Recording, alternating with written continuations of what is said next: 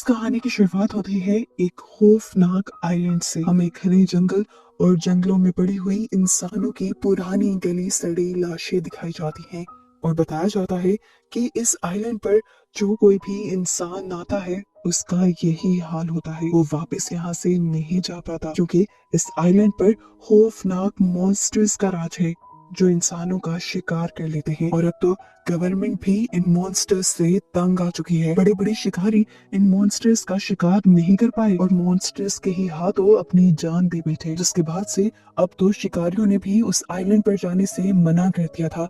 इसीलिए गवर्नमेंट ने एक प्लान बनाया कि अब जो कोई भी शिकारी वहां जाकर उन मॉन्स्टर्स का शिकार करेगा तो उन्हें इतना बड़ा इनाम दिया जाएगा कि उनकी 7 पुश्तें बैठकर खाएंगी। इसीलिए हंटर्स का एक ग्रुप हेलीकॉप्टर के जरिए इस आइलैंड पे उतरता है। इस ग्रुप में मर्फी और मर्फी के 4 साथी हैं। मर्फी इन सबका लीडर है। एक रिटायर्ड कमांडर होने के साथ साथ वो एक बहुत बड़ा शिकारी भी है। उसकी टीम की दूसरी मेंबर है जेसी, वो भी एक हंटर फैमिली से है। उसके डैड बहुत बड़े शिकारी थे और वो खुद भी एक बहुत बड़ी शिकारी बनना चाहते हैं और उस मॉन्स्टर को मारकर अपना नाम ऊंचा करना चाहते हैं। इनके साथ एक फोटोग्राफर भी है। शिकार से तो उसका दूर दूर तक ताल्लुक नहीं, लेकिन वो चाहता है कि एक मॉन्स्टर की तस्वीर उसे मिल जाए या फिर वो उस मोमेंट को कैप्चर कर पाए जब ये लोग उस मॉन्स्टर का शिकार कर रहे होंगे। और ऐसे मॉन्स्टर की पिक्चर सिर्फ उसके पास होने की वजह से वो एक बहुत बड़ा फोटोग्राफर बन जाएगा और उसका फ्यूचर बिल्कुल ही बदल जाएगा। यहाँ बाकी 2 लोग पैसों के लालच में आए हैं जिन्हें मर्फी ने कुछ ट्रेनिंग भी दी हुई है। जंगल में बैठे हुए कैमरामैन को और बाकी दोनों लोगों को ज्यादा डर लगता है क्योंकि जगह जगह वो गली सड़ी लाशें जो पड़ी थी।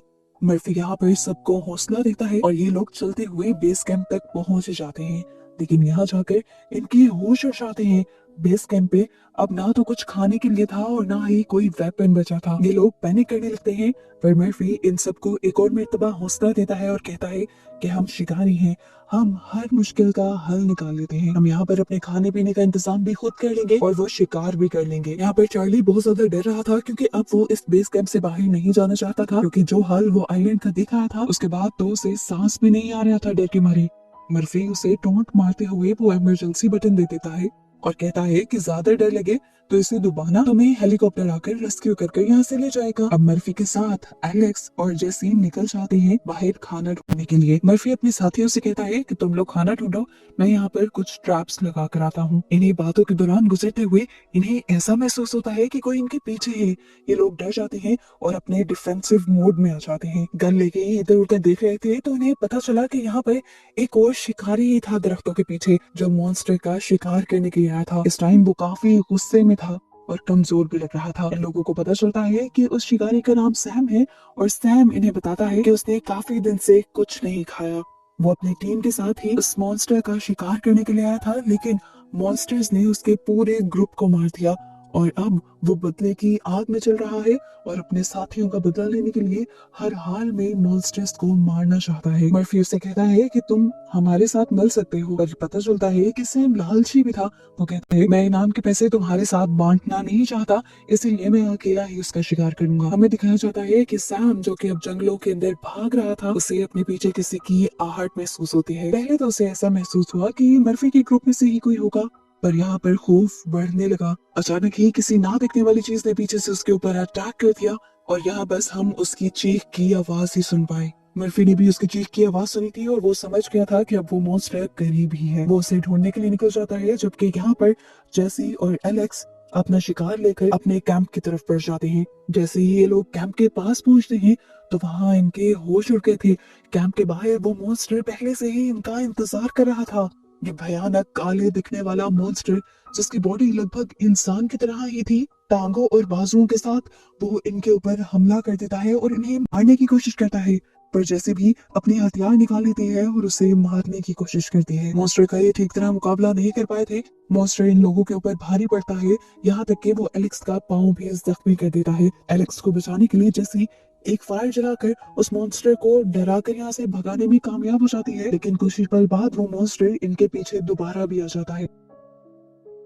जैसे कि दूसरे साथी बाहर निकल कर आते हैं और एलेक्स को सहारा देते हुए ये लोग एलेक्स को अंदर ले आते हैं और इस बेस कैंप के सारे खिड़कियां दरवाजे अच्छी तरह बंद कर देते हैं ताकि वो मॉन्स्टर अब अंदर ना आ पाए। यहाँ पर एलेक्स की हालत भी खराब हो जाती है क्योंकि उसके जख्मों में से बहुत सारा खून बह चुका था। ये लोग उसे लेकर बाहर भी नहीं जा सकते थे क्योंकि बाहर वो मॉन्स्टर था। लेकिन अगर इसी तरह यहीं पर छुपे बैठे रहते तो एलेक्स की जान भी चली जाती और इन लोगों की भी। ये लोग बाहर जाने का कोई जुगाड़ सोचते हैं और चार्ली से कांटेक्ट करने की कोशिश करते हैं। वो जानते हैं कि चार्ली इस टाइम बाहर ही है और कहीं पर छुपा हुआ है। वो चार्ली से कहते हैं कि तुम हिम्मत करो और बाहर देखकर हमें बताओ कि वो मॉन्स्टर कहाँ पर है, हम उसे मार देंगे।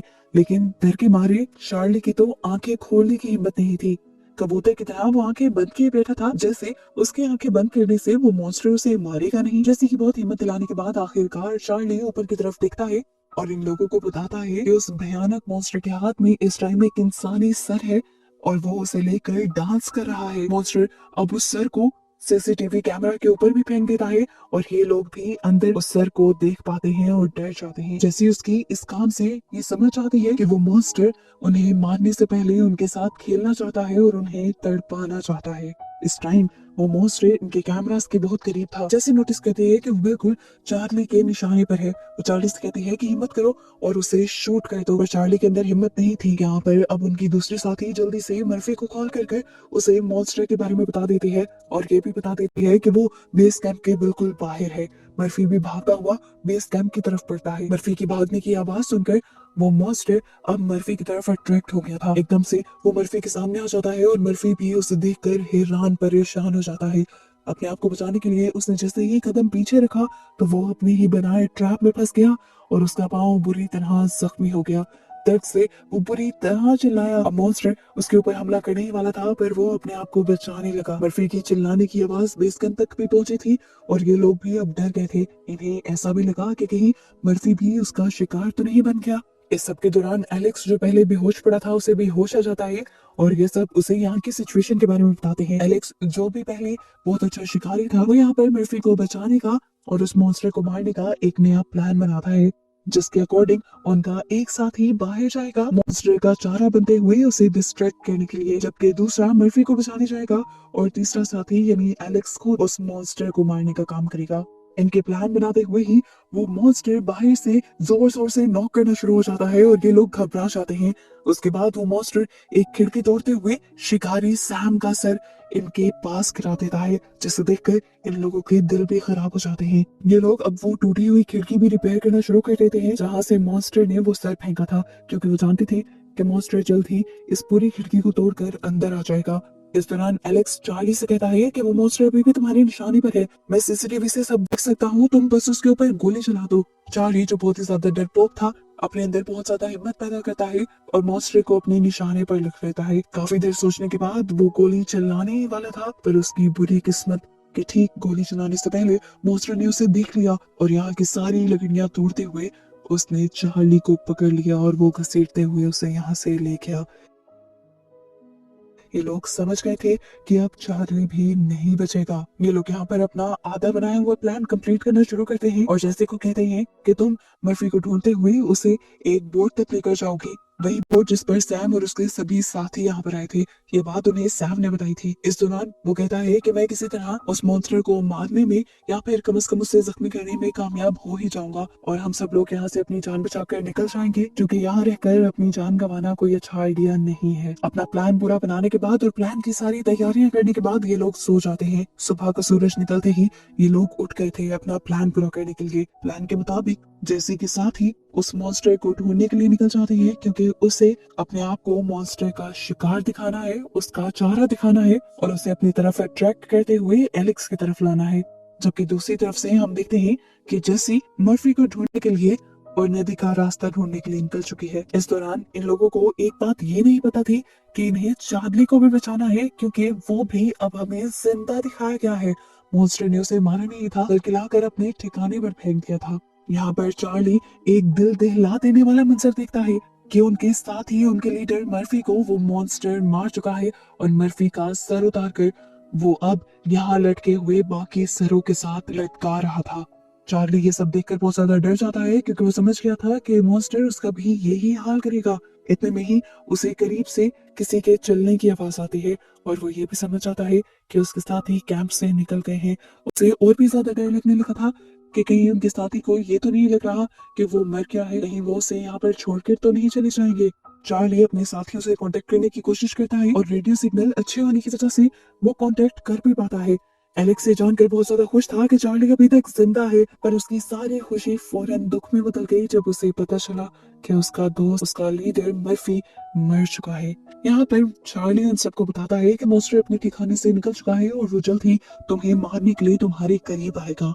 यहाँ हमें जेसी को दिखाया जाता है जिसे अब तक मर्फी नहीं मिला था, क्योंकि मर्फी को तो हम पहले ही मरा हुआ देख चुके हैं। मुश्किल से वो नदी का रास्ता ढूंढते हुए नदी तक पहुंची तो उसे एक और बहुत बड़ा धचका लगा। यहाँ पर बोट तो थी, लेकिन उसे भी वो मॉन्स्टर तोड़ चुका था, क्योंकि वो जानता था कि ये लोग भागने के लिए बोट का ही इस्तेमाल करेंगे। इस पॉइंट पर वो पूरी तरह टूट जाती है और जोर से चिल्ला देती है। जैसे को आज के दिन बिल्कुल वैसा ही लग रहा था जिस दिन उसके डैड को एक मॉन्स्टर ने मारा था। और उसी दिन तो जैसे ने ठाना था कि वो भी एक बहुत बड़ी शिकारी बनेगी और दुनिया के हर मॉन्स्टर को मार डालेगी, ताकि दोबारा उसके डैड जैसा कोई अच्छा इंसान इस दुनिया से न जाए। यही सोचते हुए उसके अंदर दोबारा हिम्मत आती है उस मॉन्स्टर को मारने की, और वो उस मॉन्स्टर को मारने का ठान भी लेती है। मॉन्स्टर को ढूंढने के लिए वो जंगल में इधर उधर भटक ही रही थी, पर वो ये नहीं जानती थी कि उसके पीछे वही मॉन्स्टर है। जैसे ही ध्यान से चलते हुए कैबिन के अंदर आ जाती है और कैबिन के अंदर आकर उसे महसूस होता है कि वो मॉन्स्टर उसके पीछे है और उसे मारना चाहता है। दूसरी तरफ हमें दिखाया जाता है कि जैसे भी साथी उस मॉन्स्टर को अट्रैक्ट करने में कामयाब हो गई थी, उसने अपनी जान दांव पर लगाई हुई थी इस मॉन्स्टर को मारने के लिए। एलेक्स भी उसकी जान की बहुत परवाह करता है और बिना वक्त जाया किए उस मॉन्स्टर पर निशाना लगा देता है और फाइनली ये लोग उस मॉन्स्टर को मार पाते हैं। बेली की तो जान में जान आती है। मॉन्स्टर ने उसका शिकार करने से पहले इन लोगों ने ही मॉन्स्टर का शिकार कर लिया था। ये लोग जीत गए थे, इन्हें यही लगा, पर ये लोग गलत थे। ये मॉन्स्टर जो हमें दिखाया गया ये कोई और मॉन्स्टर था। उसका दूसरा साथी अभी भी जेसी के पीछे कैबिन के पास ही था। जेसी अब अपने आप को बचाते हुए इस कैबिन से बाहर निकल आती है और पहली मर्तबा उस भयानक मॉन्स्टर को दिखती है।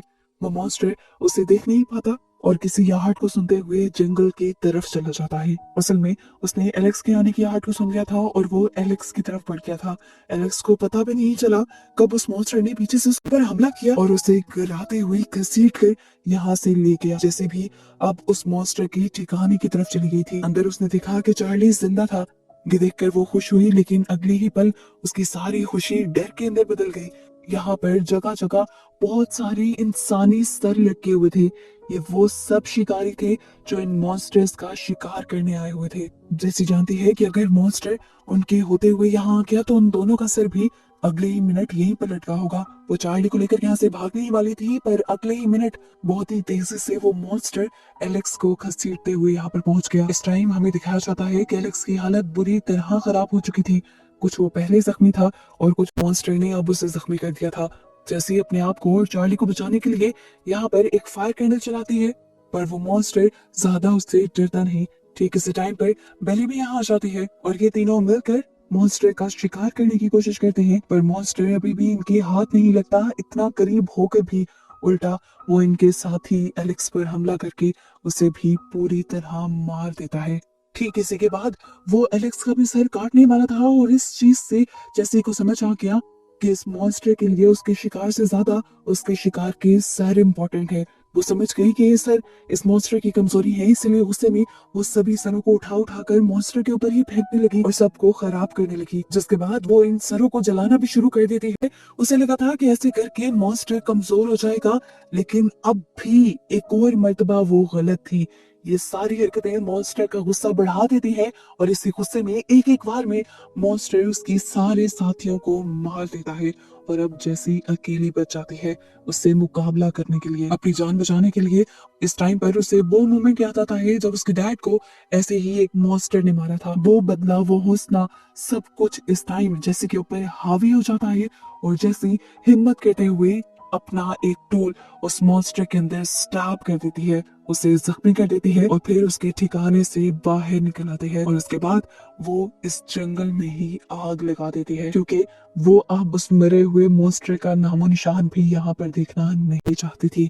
जब वो बाहर निकली तो हमने देखा कि उसका पूरा मुंह उसी मॉन्स्टर के खून से लथपथ है। वो अपनी जीत के जोश में जोर से चिल्लाती है और अपने इमरजेंसी बटन को दबा देती है ताकि वो अपने मिशन की कामयाबी के बारे में सबको बता सके और उसे यहाँ से रेस्क्यू कर लिया जाए। उसकी जीत बहुत बड़ी थी, लेकिन साथ ही उसे बहुत बड़ा दुख भी था, क्योंकि उसने इस जीत के बदले में अपने सभी साथियों की कुर्बानी दे दी थी। लेकिन खैर, जैसे कि इस जीत के साथ ये मूवी यहीं पर खत्म हो जाती है।